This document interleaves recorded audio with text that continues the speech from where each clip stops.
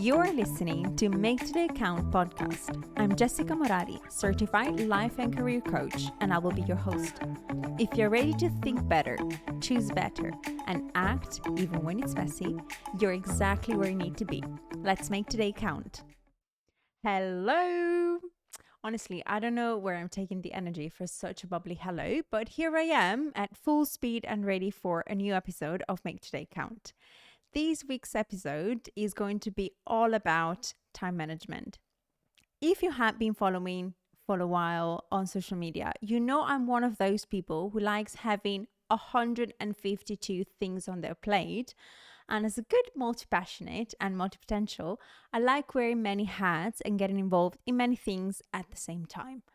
I've always been like that from a very young age. I used to do several extracurricular activities at the same time at a quite high level and intensity.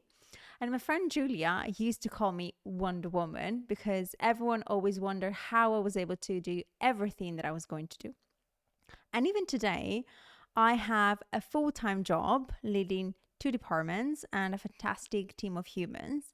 I have my coaching business, which is a one-woman show, so I do everything from top to bottom.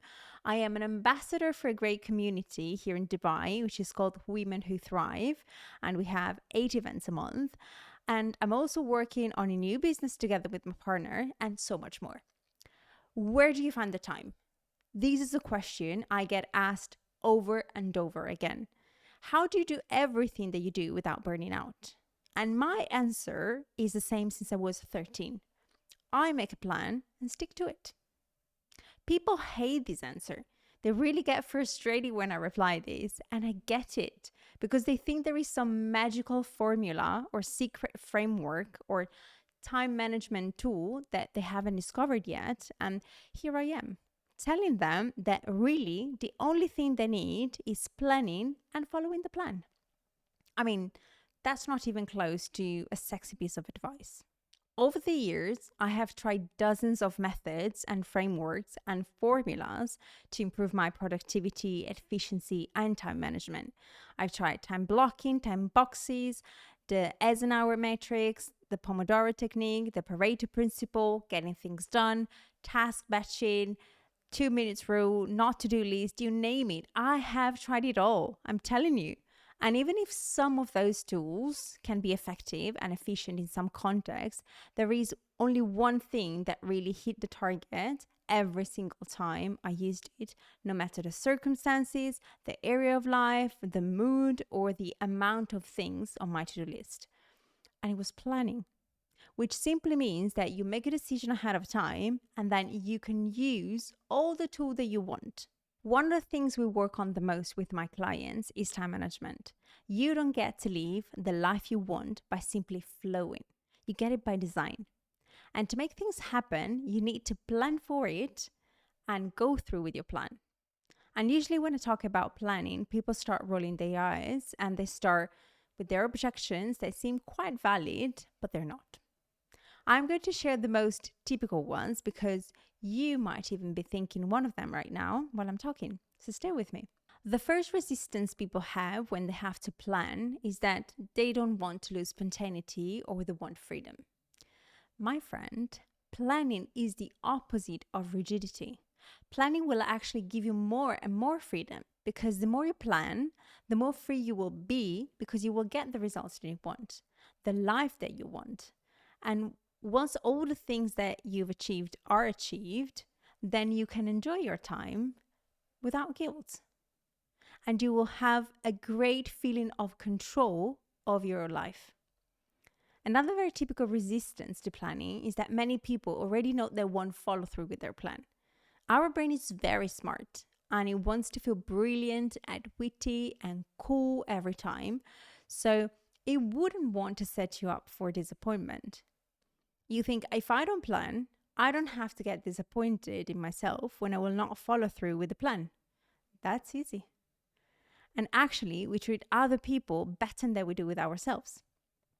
I already shared this with you in episode 3 when we talk about discipline and how important it is to stick to what you've said you would do because the consequences of breaking promises to yourself over and over is a total lack of trust in yourself. If you schedule a coffee with a friend, you show up. If you sign up for an event, you show up. If you have a deadline at work, you deliver. So why do we have so much trouble to take the commitments we have with ourselves seriously? You need to start treating yourself as the most important thing of your entire life. You need to be loyal to yourself, to your needs, and to your desires. A huge benefit of planning is that it allows you to have a much more free mind. Think about of all the things that you have pending and that clutter your mind. Your brain is probably a mess, and I bet you will feel overwhelmed. There is no structure, no plan, no timeline. So if you're someone prone to anxiety, that really does not help. But once you have a plan, once you see what's in front of you, you can free up mental space to use it for something much more useful than constantly putting out fires because you haven't organized or planned properly. Now, my dad always jokes and says that I multiply time, which makes me smile because it's a great compliment to me. The truth is that, unfortunately, I cannot multiply my time or yours, but what I can do is sharing with you what I have tested and tried and perfectioned on myself and over dozens of clients that really works when it comes to time management. The first thing I always suggest my clients to do is a time audit. Well, I love doing audits in general on many aspects of life because I think that they really give you great insights and awareness about where you are and also spot what you can do and want to adjust and what you want to preserve and to continue doing. So the time audit is quite simple, even if it can be a bit tedious, but I promise it's worth it. So during 10-15 days, I want you to write down absolutely everything. Everything that you do from the moment you open your eyes to the moment you close them. I repeat, everything. So you put the task, you put the action, and the time you start and the time you finish. Now, if you realize that the time of finish kind of always remains open, it probably means that you are multitasking. And I will come back to this later. So you choose a period of time you want to audit. You choose beforehand. Remember what we're talking about. We're talking about planning. So you plan before for how long you want to do it. And then for the whole period, you write down everything. Once you're done, you take a moment and you assign categories to each task. You can have work, you can have business, you can have family time, couple time, maintenance. You can put in that category nails, hairdresser, skincare, whatever you have. You can have categories for rest, for learning time, households, etc. You need to put the categories that are relevant to you. That's why I'm not giving them, okay? And then I want you to look at it and identify patterns. If we were in a sessions, after the patterns, I will start asking you questions. For example, how do you feel by looking at your audit? How much of those patterns reflect your objectives and goals and the life you want to live? Or what do you want to make more space for? Now that we know our starting point and we know what kind of day we want to have, we're going to go to the fun part, which is the actual planning. I'm afraid I am still a fan of the good old paper. I know that's not the most environmental friendly choice, but I try to use the digital agenda and it doesn't have the same effect on me. So you can choose whatever you are more comfortable with as long as it's practical and easy to refer to when you need. There is a mistake that we always do when planning, and it's that we always plan work, chores, appointments, commitments, anything that somehow feels compulsory, and we always forget to plan our relax and fun time. Now, we are not going to make this mistake from now on. You need to schedule time for what makes you happy. Joy is productive, and it's what makes your life worth living.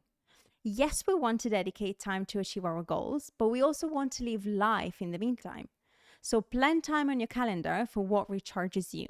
I want you to be realistic with your schedule, and I want you to remember to include commuting time and a bit of buffer time in between the blocks. So you don't feel overwhelmed, especially at the beginning if you're not very familiar with this. The goal is not to have the agenda full of blocks, but to have an agenda that reflects your goals, your needs, your priorities, and your desires. One mindset shift that you will get when you will start planning is about decision making. We spend our day making an infinite amount of micro choices. We are requested to decide every single second on a huge amount of things, and some of them are quite trivial. Your brain has a limited capacity, and the energy really drops as you go during the day because you have already used your energy. I will call them energy token for a lot of decisions already by noon. That is called decision fatigue. And the good thing about planning is that when you plan and you go through with it, your decision fatigue reduces because you have already made those choices. When you don't plan, every time you have a moment in front of you, you need to make a decision about what to do with that time. Even if it's that you want to do anything with it, you still need to check all the options available and decide. When you plan, you make a choice beforehand. So when the moment comes, you can actually use your energy to do something that you planned for. One of the most powerful things that happens when you start planning and doing is that you get over yourself. If you don't have a plan, it's easy to fall into the trap of procrastination. And you might start saying that you're not taking action because you don't know how to do something. Welcome to the club. We don't have it figured out all the times. The first time I set up a website, I had no idea what I should write. The first time I launched a service, I didn't have the perfect launch sequence. And I probably still don't have it. And I'm still figuring out as I go. I try, I learn, I adjust, and that's how we do everything. That's actually how we do everything when we're kids. And we lose that when we grow up. We expect to know it all before taking a step. No, this ends today. I want you to take massive actions. I want to start taking action instead of wondering for 3 years if you should start a podcast and which is the best micro and how to edit your podcast or how to upload the episodes and. Instead of waiting for the answers to fall into your lap, you go and find them by doing. You plan to launch something, you go and do it. And if there is something you really need to figure out before you go, plan it. Do you need an appointment with an expert? Book it. Do you need to gather information? Schedule research time. Do you need clarity and accountability to go forward? Book a call with a coach and start working on whatever you need. So, to recap, point 1, you do a time audit.